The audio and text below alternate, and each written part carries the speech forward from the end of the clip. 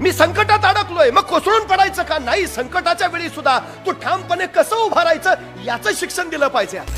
तो पुरता संपून गेला होता, स्वतःचा विश्वास त्याने गमावलेला. वाऱ्याची एखादी झुळीक येते आणि त्या पर्णांगाच्या झाडाला सरळ उन्मळून टाकते. याच्या उलट आभाळाच्या कुशीत घुसलेलं हे बांबूचं झाड मुळाने एवढं मजबूत असतं, कितीही वादळ वारं येऊ दे, बांबूचं झाड तुला ढासळताना कोसळताना कधीही दिसणार नाही, कधीच.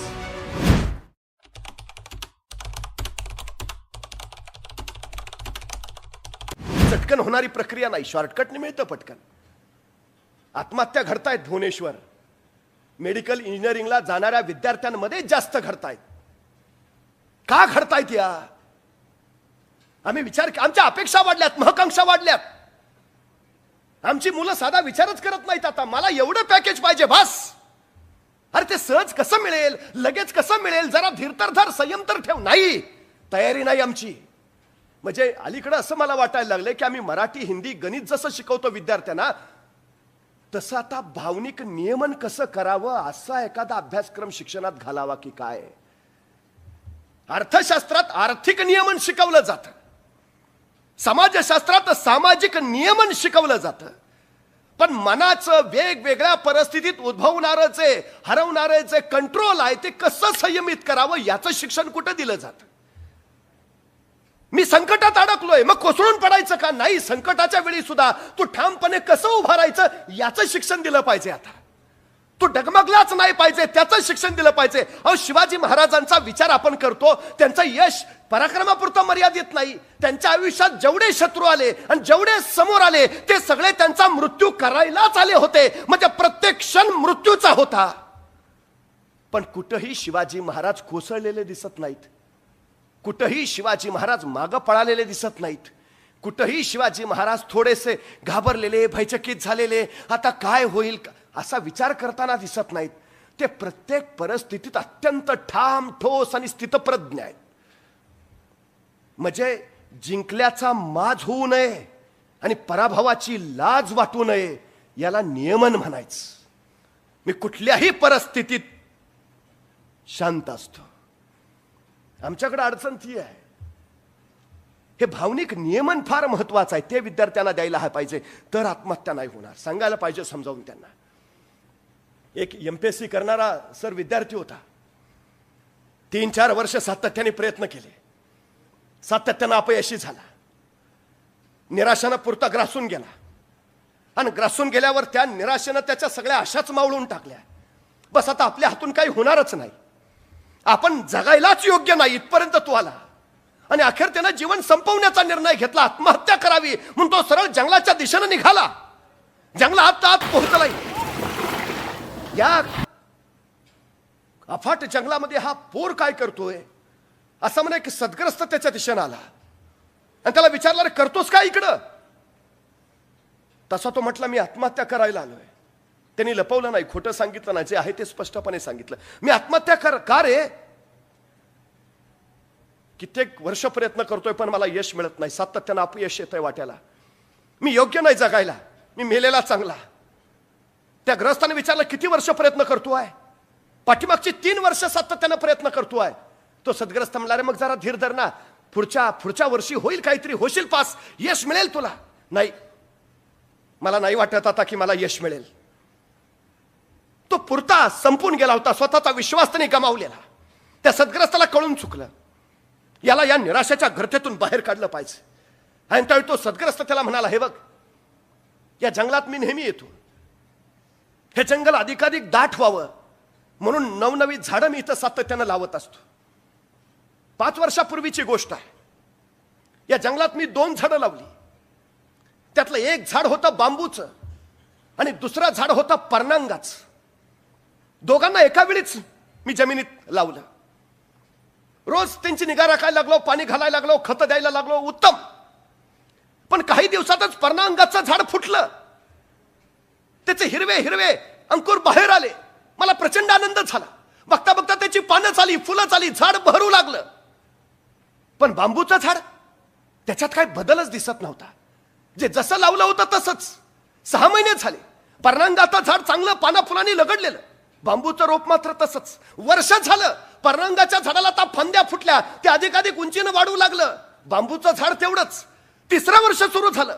पर्णंगाचं झाड आता चांगलंच उंचीनं वाढलं, अंगभर पसरलं, फांद्या पानं अफाट. बांबूचं झाड ते मात्र तसंच होतं, तसंच. 4थं वर्ष उजाडलं. पर्णंगाचं झाड आता अत्यंत डेरेदार झालं, पाखरं त्याच्यावर किलबिलाट करायला लागली, चांगलं फुललं बहरलं. बांबूचं झाड ते तसंच. मी निराश झालो. या बांबूच्या झाडाला पानं फुटणारच नाहीत का? 5वं वर्ष उजाडलं. पर्णंगाचं झाड आता चांगलंच बहरलेलं होतं, बांबूचं झाड तसंच. आणि त्याच 5व्या वर्षी अचानक माझ्या लक्षात आलं, बांबूच्या झाडाचा कोंब बाहेर येतोय आणि आठवडाभरातच बांबूचं झाड फुटलं, त्याला पानं आली, बघता बघता ती भरली. आणि मग त्या बांबूच्या झाडानं मागं वळूनच बघितलं नाही. दिवसेंदिवस ते फक्त आभाळाकडे झेपावू लागलं, उंच उंच उंच जाऊ लागलं, आभाळाशी स्पर्धा करू लागलं. आणि मग माझ्या लक्षात आलं की गेली 5 वर्ष हे बांबूचं झाड जमिनीच्या वर नाही, जमिनीच्या खाली वाढत होतं. ते स्वतःची मुळं मजबूत करून घेत होतं, कारण उद्या त्याला आकाशाला गवसणी घालायची आहे.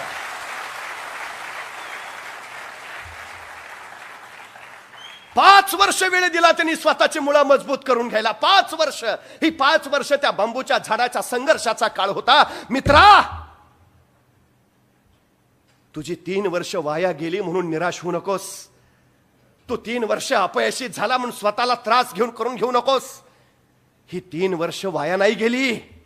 ही 3 वर्ष तुझी जमिनीच्या खाली मुळं मजबूत होत आहेत, जेणेकरून तुझं उद्याचं यशाचं झाड बळकट होणार आहे. हे बघ, वेळ द्यावा लागतो, संघर्ष करावा लागतो, अपयश पचवावं लागतं, मुळं मजबूत करावी लागतात, पाया भक्कम बनवावा लागतो, मग आभाळात भरारी घेता येते. ठीक आहे, तुझ्या आजूबाजूची तुझी मित्र सवंगडी कधीच पास झाले असतील, यशस्वी झाले असतील. हे बघ बाळा, झाडांच्या त्या जंगलात जशी सगळीच झाडं एकसारखी नसतात, तशी माणसांच्या या जंगलात सगळीच झाडं पर्णंगाची नसतात. त्यात एखादं बांबूचं तुझ्यासारखं झाड असेलच. ज्यावेळी पर्णंगाचं झाड जमिनीच्या वर वाढत असेल, त्यावेळी तुझ्यासारखं बांबूचं झाड जमिनीत आपली मुळं मजबूत करत असेल, आणि त्यासाठी तर ते 3 वर्ष मागं थांबलं असेल. पण लक्षात घे, पर्णंगाचं झाड जरी जमिनीच्या वर बहरलेलं दिसलं, थोड्या कालावधीत त्यांनी यश गाठलेलं दिसलं, तरी त्याची मुळं मात्र कमजोरच राहतात, कारण त्या मुळांना त्यांनी तेवढा वेळ दिलेला नसतो. वाऱ्याची एखादी झुळीक येते आणि त्या पर्णंगाच्या झाडाला सरळ उन्मळून टाकते. याच्या उलट आभाळाच्या कुशीत घुसलेलं हे बांबूचं झाड मुळांनी एवढं मजबूत असतं, कितीही वादळ वारं येऊ दे, बांबूचं झाड तुला ढासळताना कोसळताना कधीही दिसणार नाही, कधीच. लक्षात घे, तुला यश मिळायला वेळ लागतोय ना, याचा अर्थ तुझ्या आयुष्यात परत कोसळून पडायची कधी संधी नाही. तुला आभाळात भक्कमपणे वर जाता यावं यासाठी मिळालेली ही संधी आहे, हे लक्षात ठेव. त्यामुळे एक मित्रांनो लक्षात घ्या, 1, 2, 3 हरकत नाही. ही आपल्याला अधिक परिपक्व, अधिक प्रगल्भ बनवायला मिळालेला काळ आहे. तो आयुष्यात कुठलाच काळ वाया जात नाही. प्रत्येक काळ काही ना काही देत असतो, प्रत्येक काळ काही ना काही तुम्हाला शिकवत असतो. त्यामुळे सातत्यानं तो विचार करा. अपयश मनाला शिवू नका, नकारात्मक विचार मनात अजिबात आणू नका. नव्या नव्या वाटा शोधत नव्या नव्या दिशेनं आम्हाला पुढे गेलं पाहिजे. ठीक आहे, पर्याय शोधा ना. अडचण काय आहे? आम्ही काय करतो, एकाच दिशेनं धावत सुटतो. अचानक आमच्या तोंडावर दार बंद होतं. येतात ना अपयश, येतात अडचणी, येतात संकट येतात, कुणाला येत नाहीत, आणि ती यावीच. त्याशिवाय तुमचा कस लागत नाही, त्यावेळी तुमच्या क्षमता विकसित होत नाहीत, त्याशिवाय तुमचं कौशल्य बाहेर निघत नाहीत. हे व्हायलाच हवं. शांत समुद्र कधीही उत्तम खलाशी तयार करू शकत नाही. समुद्र उधाणलेला असला, लाटावर लाटा कोसळत असल्या, वादळ वारं सुटलेलं असलं, आणि अशा ह्याच्यात तुम्ही नौका जर पाण्यात घातली आणि या सगळ्या संकटांशी लाटांशी झुंजत जर पलीकडच्या किनाऱ्यावर पोहोचला, तर तुम्ही उत्तम.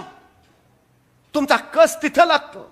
पण समुद्र शांत असेल, लाटा नसतील, आणि तुम्ही सहजच निघालाय आणि पोचलाय, तुम्हाला कोण म्हणणार आहे उत्तम?